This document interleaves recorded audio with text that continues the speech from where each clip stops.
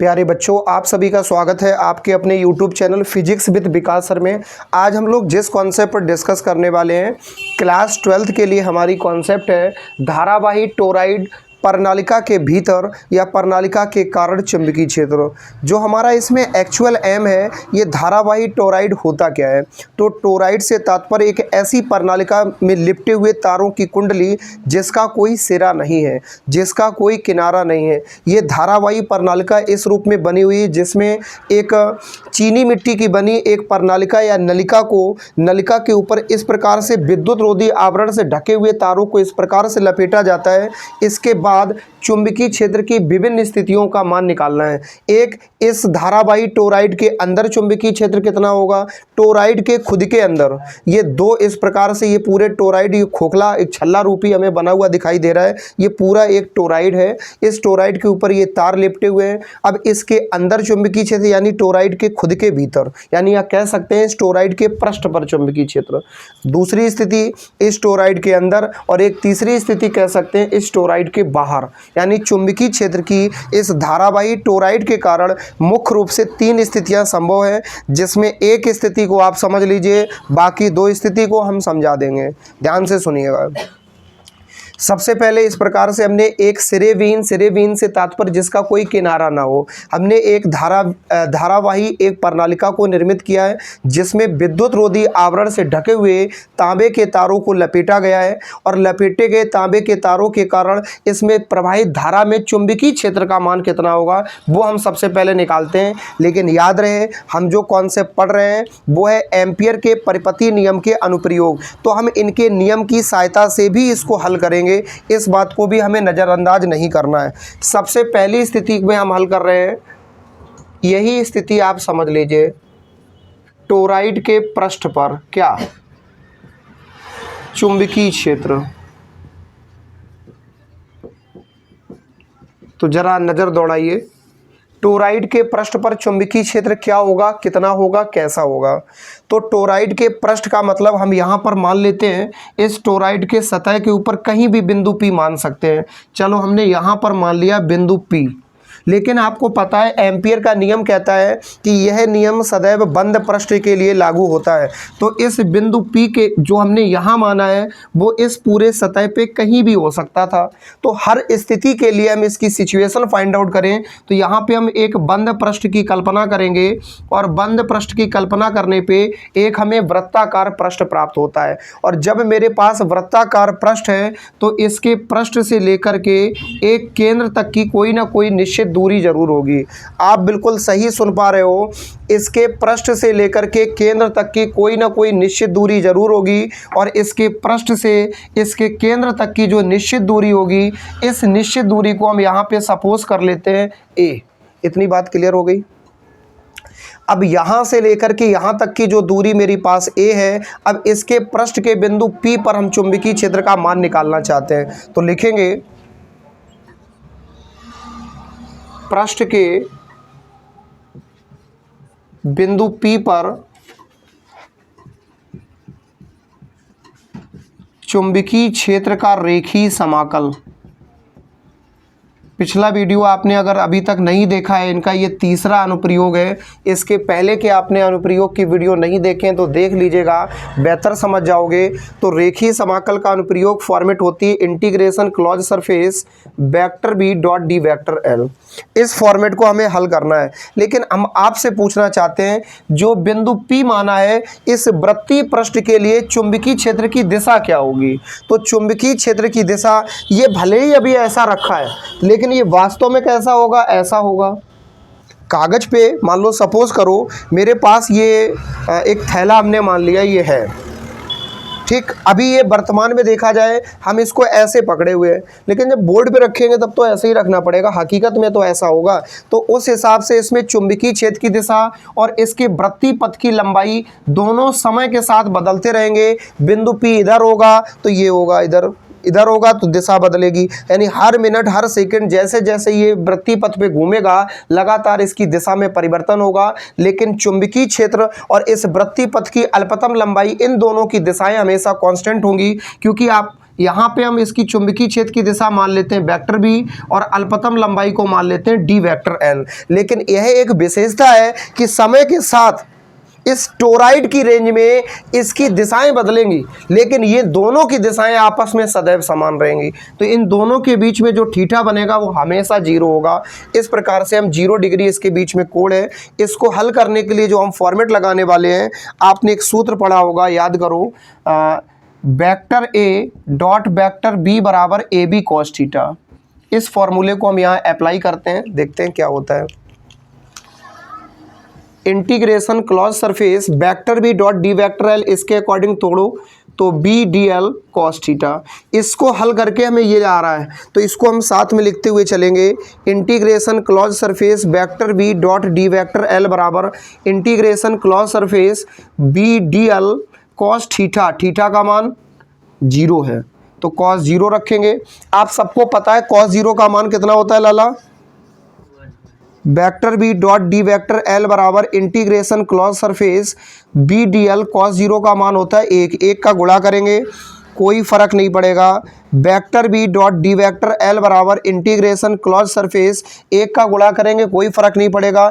जिसके सापेक्ष समाकलन करते हैं उसका ही समाकलन होता है, बाकी अचर पद का काम करते हैं। और जो चीज़ बदल रही होती है, ये वृत्तीय पद की अल्पतम लंबाई हमने डीएल ली, यही बदल रही है, इसी के सापेक्ष समाकलन कर रहे हैं। दूसरे केस से समझ सकते हो, डी के साथ जो लेटर लिखा होता है उसी के सापेक्ष समाकलन होता है।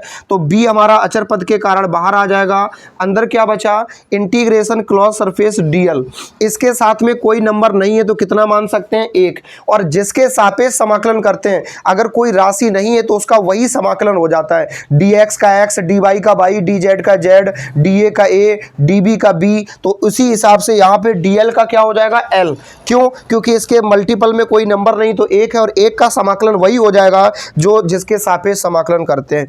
तो फाइनली यहाँ गया integration closed surface vector v dot D vector L बराबर b से बोलेंगे नहीं और dl का समाकलन हो गया l। ये l है क्या? इस वृत्तीय पथ की लंबाई है, तो वृत्तीय पथ की लंबाई टोटल कितनी हो जाएगी? यानी integration closed surface vector b dot D vector L बराबर b इंटू एल लिखा है। आप बताओ इस l का मान हम कितना रख सकते हैं? ये L का मान इस वृत्तीय पथ की कुल लंबाई है, तो वृत्तीय पथ की कुल लंबाई को हम 2 पाई r लिखते हैं। तो r मतलब त्रिज्या, त्रिज्या मेरी यहाँ पे कितनी है? a। तो यहाँ पे हम इसको लिख देंगे 2 पाई a। इतनी बात आपको समझ में आई? अब इस बात के बाद में हमें जो करना है वो आप फॉर्मेट को यहाँ इंडिकेट कर सकते हो।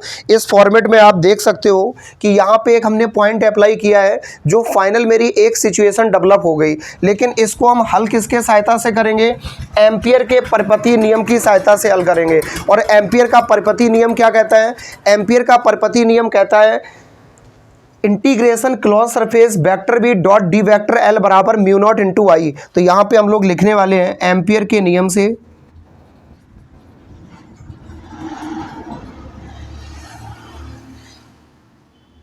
Integration closed surface vector B dot D vector L बराबर म्यू नॉट इंटू आई। अभी हमने जो लाला स्थिति हल की वो इस सिचुएशन के कारण ये स्थिति हल की, लेकिन एम्पियर के अनुप्रयोग हैं तो एम्पियर के नियम की जरूरत जरूर पड़ेगी। और एम्पियर का नियम आपको पता है कि बंद सतह के लिए लागू होता है। और एम्पियर का नियम बेसिक सी कॉन्सेप्ट बोलता है। वो बेसिक सी कॉन्सेप्ट क्या है? किसी बंद परिपथ की सीमा के अनुदेश, यानी बंद परिपथ की सीमा के अनुदेश चुंबकीय क्षेत्र का जो रेखीय समाकल होता है, इसका मान उसमें प्रवाहित नेट धारा या कुल धारा का म्यू नॉट गुना होता है। अब इस टोराइड के लिए धारा कितनी होगी बताओ? इस टोराइड के लिए यहाँ पे जो धारा है इसका मान हम कितना लिख सकते हैं? इसका मान इस वृत्तीय पथ पर निर्भर करेगा। किस पर निर्भर करेगा? इस वृत्तीय पथ पर। तो वृत्तीय पथ कितना है? 2 पाई a। अगर त्रिज्या r होती तो हम 2 पाई r मान लेते। यानी इसमें जो धारा होगी वो टोटल धारा किसके बराबर होगी? इस वृत्तीय पथ की कुल लंबाई और वृत्तीय पथ में तारों के फेरों की संख्या, यानी कितने तार के फेरे लपेटे गए हैं। ये हमने बने हुए कुछ तार के फेरे दिखाए हैं, क्या इतने ही? हजारों फेरे होंगे। तो वो हजारों फेरों की जो संख्या होगी उसको हम दर्शाने के लिए यहाँ पे n मानेंगे, फेरों की संख्या को। अब इसमें जो प्रवाहित धारा होगी उसका गुणनफल, अर्थात धारा का मान जो होगा इतना बराबर हो जाएगा 2 पाई a n i। 2 pi a का मतलब है इस स्पेशली इस वृत्तीय पथ की लंबाई, n का मतलब है इसमें लपेटे गए तारों तारों के फेरों की संख्या, और आई का मतलब है इसको दिए गए आवेश से उत्पन्न होने वाली धारा। तो फाइनली आई की जगह हम इतना लिखेंगे, integration closed surface vector B dot D vector L बराबर म्यू नॉट से बोलेंगे नहीं और इस आई को छोड़ेंगे नहीं, आई की जगह लिखेंगे हम 2 पाई ए एन आई, इसको मान लेंगे समीकरण नंबर 2। अब ध्यान से निहारो, समीकरण 1 ये है, समीकरण 2 ये है, इसका LHS इसके LHS के बराबर है तो इसका RHS को RHS के बराबर लिखेंगे। समीकरण 1 व 2 में